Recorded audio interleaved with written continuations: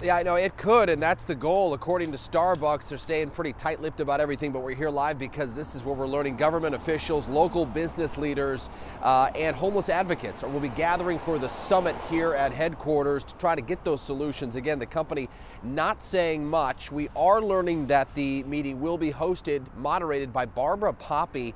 She is the consultant that was hired by the city a few years back to come up with solutions to the homeless crisis.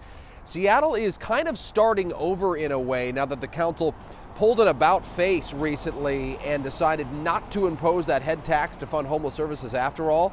Big businesses like Starbucks and Amazon donated money to that campaign against the head tax, but still say they care about funding family homelessness.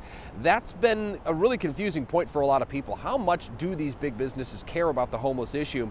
That's what today's summit is all about, finding new ways to address the homeless crisis, but more on their terms. So no response from Starbucks or really anyone about this so far this morning, but the Seattle Metro Chamber is responding, saying, quote, "Our business community is ready to work on solutions from employment to technological innovation to housing.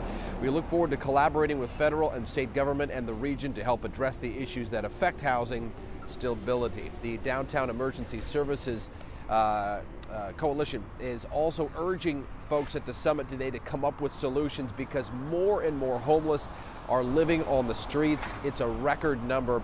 We are now also 2.5 years into Seattle's homeless state of emergency. We'll keep you posted throughout the day what happens here. Live in Soto, Jake Wittenberg, King 5 Mornings.